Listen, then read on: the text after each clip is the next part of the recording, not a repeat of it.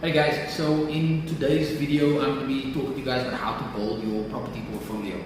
Now, building your financial portfolio is something separate because your property portfolio falls under that umbrella, because that's like your investments, your mutual funds, and then of course your property portfolio falls under that umbrella as well. So make sure that you watch this full video, and I'm going to give you 3 steps that you need to take to building your property portfolio.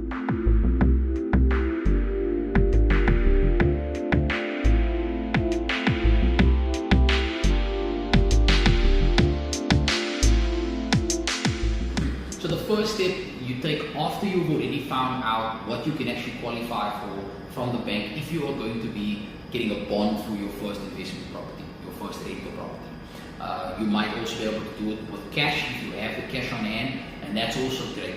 So you've already found out what you qualify for, so they've given you a number, and now you're doing some homework to actually find your first property. The first step is to get a property that is within the area that you probably live in. Okay? And there are some very simple logical reasons for that. Number one, this is the first time that you've ever bought a rental or an investment property.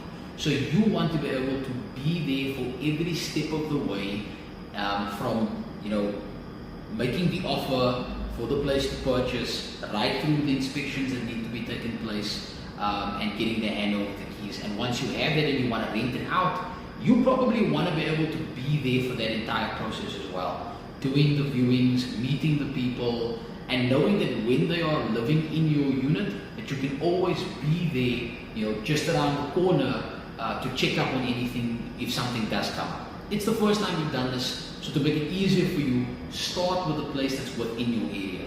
Second thing is that you want to look for a small property. So maybe a small 1-bedroom apartment in an apartment block somewhere close to your area.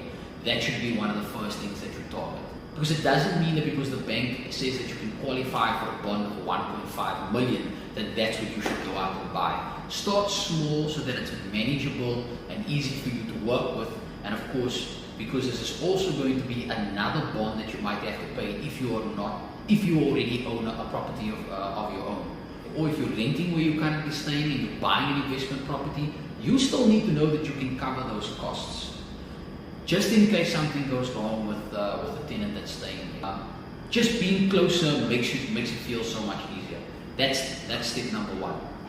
Step number 2 is now after you've rented out your apartment now for a couple of months, and I'm talking about at least 6 months to a year, now you decide that you want to venture out and get another property.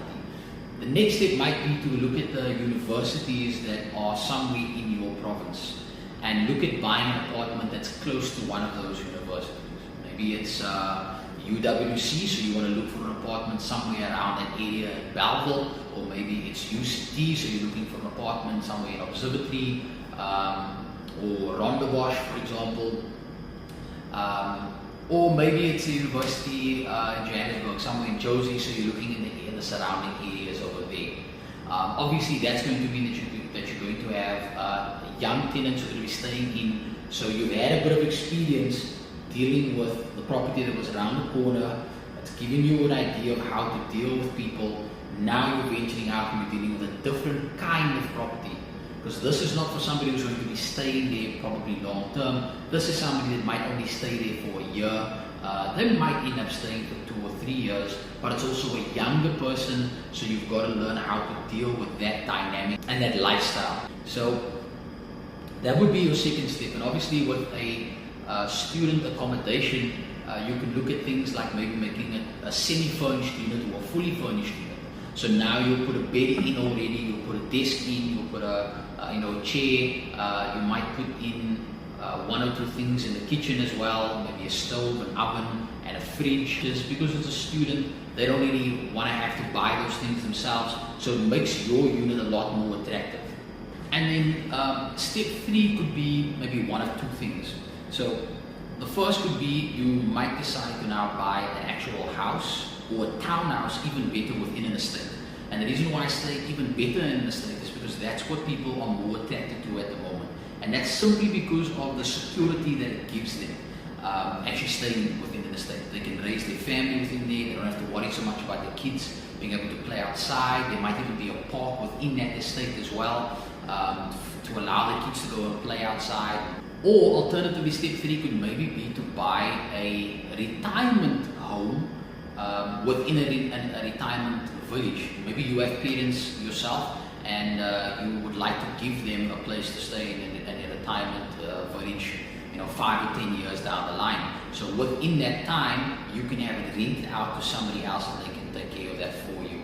So you've already sort of built a range of 3 different kinds of property that you're dealing with. You've got your small little apartment in your area that you're currently renting out, 1-bedroom apartment. Your second one is now a student accommodation that's either semi-furnished or fully furnished. I would rather say semi-furnished, at least have built-in cupboards. And then your third step would be to do a townhouse within an estate. That would be the 3 steps. The step after that would be what Robert speaks about in his book Rich Dad Poor Dad, where he says that building a property portfolio can be as simple as playing Monopoly. You buy 3 or 4 green little houses and then you buy a red hotel if that's the colors. But that's literally what can happen, because now as you've been building up your portfolio, when you go to the bank and they look at what you have now, these assets that you have and how they're paying for themselves, all this new additional income, they will be far more likely to say, okay, Mr. So-and-so or Mrs. So-and-so, you now want to buy a small complex. There you go. We can actually fund that small complex for you, and now you can rent out 6 to 10 units all under one umbrella, all within one little complex. And that's when things get really interesting. So there you have it, guys. 3 steps to building your portfolio, your property portfolio, starting with a place that's in your area, that's small, that's easy for you to learn from and be hands-on with. The second option would be to do maybe a student accommodation that's semi-furnished, and third option could be a retirement village or a townhouse within an estate. Hope you liked the video, guys. Please remember to like and subscribe for more videos